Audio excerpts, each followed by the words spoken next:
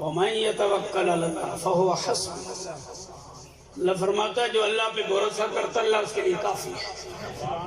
اس سے پہلی آیت ہے فرمایا وَمَن يَتَّقِ اللَّهَ يَجْعَل لَّهُ مَخْرَجًا وَيَرْزُقْهُ مِنْ حَيْثُ لَا يَحْتَسِبُ۔ سبحان اللہ۔ فرمایا جو بندہ تقویٰ کرتا ہے اللہ سے ڈرتا ہے اللہ کریم اس کے لیے وہاں سے رزق کا بندوبست کرتا ہے جہاں سے اسے گمان بھی نہیں آتا۔ میں ان ہستیوں کی موجودگی میں ایک سوال کرنا چاہتا ہوں، مجھے بتائیں امام حسین نے 72 تن اس لیے قربان کروائے تھے لوگ میرے نام کی تجارت کرتے رہیں گے؟ تو پھر سودا بیچنے والا جہاں غلطی کرتا ہے وہاں خریدار بھی غلطی کر رہے ہیں۔ صرف شراب بیچنے والا مجرم نہیں ہے، شراب لینے والے بھی مجرم ہوتے ہیں۔ اگر یہ سودا اس انداز میں بیچا جا رہا ہے تو پھر لینے اور دینے والے دونوں ایک کیٹیگری میں آئیں گے، دونوں ایک لائن میں ہوں گے۔ یہ امام حسین نے قربانیاں اس لیے نہیں دی تھی کہ لوگ منبر پہ بیٹھ کے میرے نام کی تجارت کرتے رہیں گے۔ حضور نے طائف میں پتھر اس لیے نہیں کھائے تھے کہ بعد میں آنے والے لوگ 12 ربیع الاول کو میرے نام کا ریٹ لگاتے رہیں گے۔ یاد رکھیں میرے آقا کریم صلی اللہ علیہ وآلہ وسلم نے بھی یہ ساری تکالیف اس لیے برداشت کی کہ جہاں تک پہنچے اللہ کا نام پہنچے، اور امام حسین نے بھی یہ قربانی اسی لیے دی تھی کہ جب تک دنیا رہے اللہ کا نام رہے، اور اس نام کو صحیح معنوں میں اگر لوگوں نے کسی نے لوگوں تک پہنچایا ہے تو اس طبقے کا نام ہے صوفیہ۔ گڑبڑی ہر معاشرے میں آئی ہے، ہر طبقے میں آئی ہے، لیکن فرق ہمیں کرنا ہوتا ہے۔ بھری ہوئی دکان سے سود لیتے ہوئے اگر ہم پہچان کر لیتے ہیں نا بھئی کون سا سود ہمارے بارے کا ہے، بہت بڑی مارکیٹ سے اگر ہم نتیجہ نکال لیتے ہیں نا کون سا جوتا ہمارے لیے مفید ہے، اتنی بڑی دکان سے اگر ہم نتیجہ نکال لیتے ہیں نا یہ موبائل ہماری پسند کا ہے، تو معاشرے میں بکھرے ہوئے پیروں سے پیر بھی چنیے، سبحان اللہ، معاشرے میں بکھرے ہوئے مولویوں سے مولویوں کا بھی انتخاب کیجئے، معاشرے میں کھول کر دکانیں بیٹھنے والے تاجر پیروں سے پیر بھی نکالیے، اور معاشرے میں بیٹھے ہوئے صوفیاء کے لباس میں مختلف طبقات سے اپنی پسند کا بندہ چنیے۔ وہ کون ہوگا جس کا ظاہر بھی حضور کے تابع، جس کا باطن بھی حضور کے تابع۔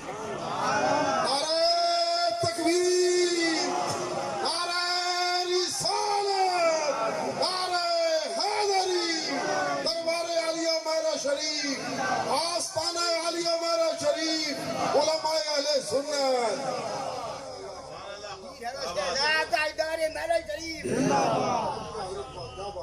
بیعت ہونے کا مطلب ہوتا ہے بک جانا۔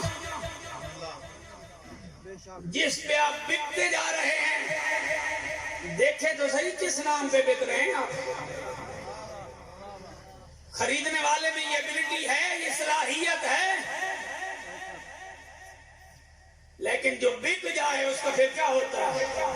جو لوگ بکے ہیں ان کی حالت کیا؟ حضرت حذیفہ بن یمان رضی اللہ تعالیٰ عنہ، آج تو بیعت کا سلسلہ شروع نہیں ہوا، یہ بیعت کا سلسلہ میرے آقا سے آیا، سبحان اللہ، حضور سے آیا ہے، صحابہ حضور کے ہاتھ پہ بیعت ہوئی ہے، لیکن بیعت ہونے کے بعد ایسی بیعت نہیں ہے جیسی ہم کرتے ہیں۔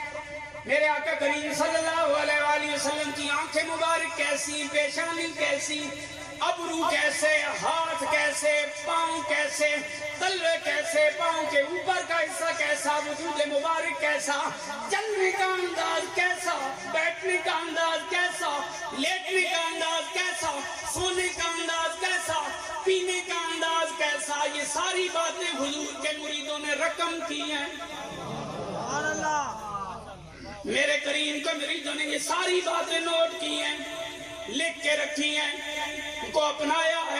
حضرت حذیفہ بن یمان رضی اللہ تعالیٰ حتیٰ کہ آپ اندازہ فرمائیں حضور کے زلف مبارک میں کتنے بال سفید تھے؟ سبحان اللہ، اتنے بالوں میں سے بال گنے جا سکتے؟ صحابہ نے گن کے رکھے۔ حضور کی داڑھی مبارک میں کتنے بال سفید تھے؟ صحابہ نے گن کے رکھے۔ صحابہ نے کیا گنا؟ زلف میں 13 بال سفید، داڑھی میں 4 بال سفید، کل 17 بال میرے آقا کریم صلی اللہ علیہ وآلہ وسلم کے سفید۔ یہ مرید کا کام ہے نا پھر اپنے پیر میں فنا ہو جائے، یہ مرید کا کام ہے نا پھر پیر کو دیکھے۔ جناب پیر نماز نہ پڑھے تو پھر، پیر داڑھی نہ رکھے تو پھر، پیر قرآن نہ پڑھے تو پھر، میں نے کہا جو یہ کام نہ کرے اسے پیر نہ بنا۔ جو نماز نہ پڑھے اسے پیر نہ بنا، جو قرآن نہ پڑھے اسے تلاوت کے لیے ٹائم ہی نہیں ہے اسے پیر نہ بنا، جو اللہ اللہ نہ کرے اسے پیر نہ بنا، جس سے نماز کے لیے ٹائم نہیں ہے اسے پیر نہ بنا۔ پیری مریدی تجارت نہیں ہے، پیر کا کام ہے مرید کو پکڑنا، رب کی بارگاہ میں کھڑے کر دے۔